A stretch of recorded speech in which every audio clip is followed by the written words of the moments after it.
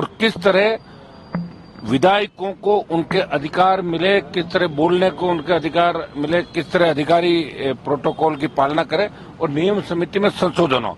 इस बात को लेकर भी नियम समिति जिसके अंदर अध्यक्ष चेयरमैन होते हैं उसका मेंबर हूं, उसके अंदर भी मैंने पहले भाग लिया था। आपने जो फंड था विधायकी का, आरएलपी तो लड़ेगी, पक्का ही है, वो तो कहना ही क्या आवश्यक है। बात करेंगे उसमें, इंडिया अलायंस में तो हुई मैं दिल्ली के अंदर, अब यहाँ की बात बैठ के करेंगे आगे क्या रहेगा। आपका 5 करोड़ रुपए आपने वो तो अधिकार हमारा, हमारा अधिकार है। एमएलए फंड एक दिन में भी खर्च कर सकते हो और 5 साल में भी खर्च कर सकते हो। जब मैं विधानसभा का सदस्य निर्वाचित हो तो एमएलए फंड पे मेरा अधिकार था और वो मैंने खर्च कर दिया एमएलए। बेनीवाल जी, कल अभी हाल ही में जो राहुल गांधी है उन्होंने ईवीएम पर सवाल उठाए हैं। आप चूंकि सांसद हैं, आप भी जीत के आए, क्या लगता है आपको, क्योंकि जब चुनाव होते हैं, परिणाम आते हैं, उसके बाद कांग्रेस या सहयोगी दल के नेता ईवीएम पर सवाल उठाते, क्या कहना है आपका? क्योंकि आप इंडिया के भी गठबंधन में पहले रहे हैं, आप इंडिया के गठबंधन में हैं। जी जी, मैं इंडिया गठबंधन में था, किसानों के लिए एनडीए छोड़ा था और इंडिया अलायंस के अंदर भी वो देखिए ईवीएम पे सवाल पहले भी उठे और निश्चित रूप से हम भी चाहते हैं कि ईवीएम के बिना बैलेट से होना चाहिए। ये हमारी सबकी राय है। अगर आप देखा जाए तो पूरा देश भी ये चाहता है। और ईवीएम के बारे में और चुनाव आयोग जिस तरह नए नए नियम लेके आता है, चुनाव आचार संहिता के दरमियान जिसकी सरकार होती है स्टेट के अंदर या दिल्ली के अंदर, उन प्रत्याशियों को प्रशासन मदद करता है और जो विरोधी होते हैं उनको परेशान तंग करता है। तो होने को तो कुछ भी हो सकता है, ईवीएम में गड़बड़ियां हो सकती है। इस देश में क्या नहीं, जब नीट का पेपर आउट हो सकता है, जब आरपीएससी राजस्थान की पूरी भ्रष्टाचार की बैंड चढ़ सकती है, जब आपका कर्मचारी चयन आयोग पूरा मतलब उसमें भ्रष्टाचार में डूब सकता है, जयपुर में जब गुर्दे बदले जा सकते हैं, क्या नहीं हो सकता? ईवीएम क्यों नहीं बदली जा सकती? ईवीएम भी तो आखिर कहीं न कहीं से वो कंट्रोल होती होगी ना। तो इसके अंदर तो ये बयान में मुझे सच्चाई नजर आ रही है कि कहीं न कहीं ईवीएम में घोटाला घपला है। नहीं तो इतना विरोध था देश के अंदर और विरोध के अनुरूप वोट कम मिला इंडिया अलायंस को। अग्निवीर को लेके सरकार, केंद्र सरकार ये कह रही है कि हम संशोधन लेके आएंगे, क्या मंजूर होगा? देखिए, अग्निवीर का विरोध देश में अगर किसी सांसद ने व्यक्तिगत तौर पे किया तो मैंने ही सब ज्यादा किया। जोधपुर में 2 लाख जवानों की रैली भी करी थी और अग्निवीर के संशोधन को हम नहीं मानेंगे। इसको लेकर हम बड़ा आंदोलन करेंगे, दिल्ली को घेरेंगे और अग्निवीर समाप्त करा के पूर्व की भांति सेना भर्ती रैलियां हो।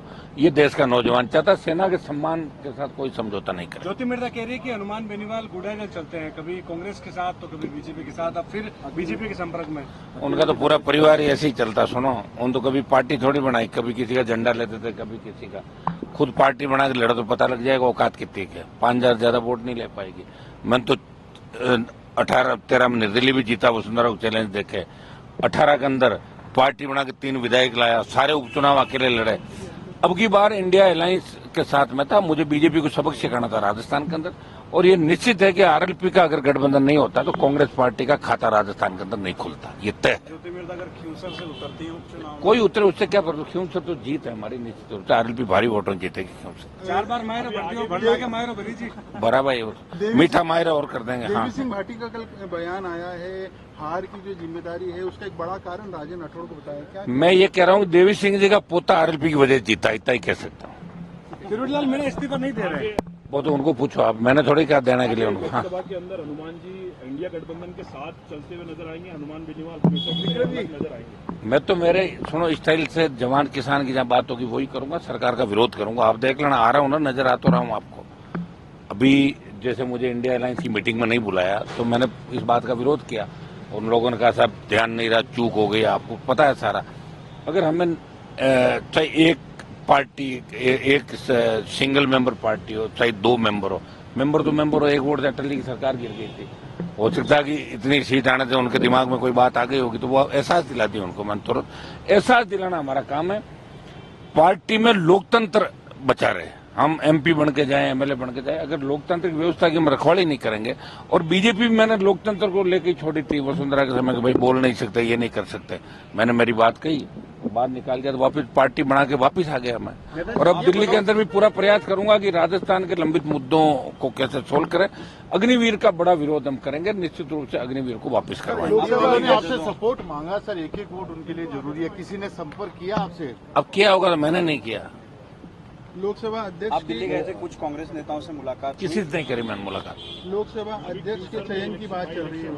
तो आपको लगता है कि आरएलपी का ही कैंडिडेट जीत करके आरएलपी ही जीतेगी साहब, आरएलपी जीत ही रही है ना, कितने चुनाव जीत के। देखिए खींवसर का आप उठाएंगे तो 8, 13, 14 के लोकसभा चुनाव में ज्योति की जमानत जब्त हुई थी खींवसर कॉन्स्टिट्यूंसी थे। 8, 13, 14, 18, 19 विधानसभा और 23 और 24 8 बार लगातार खींवसर में जी। राजस्थान से जैसी कॉन्स्टिट्यूंसी नहीं होगी कि अपने दम पे अपने सिंबल पे कोई व्यक्ति 8 बार लगातार चुनाव जीते। और 9वीं बार भी खींवसर की जनता आरएलपी को ही जीता। आरएलपी का प्रतिनिधि राजस्थान की विधानसभा चैलेंज कर रही है कि दम है तो अकेले बेनीवाल चुनाव परिवार से बाहर आकर टिकट दो, वो बोल रही है। कर लेंगे। उसको कोई ज्योति मिर्जा इतनी बड़ी नेता नहीं है जो उसकी हर बात का मैं जवाब दूं। उसके बाद निकल तो गया, 4 बार हार गई और कितना कराओगे उसको।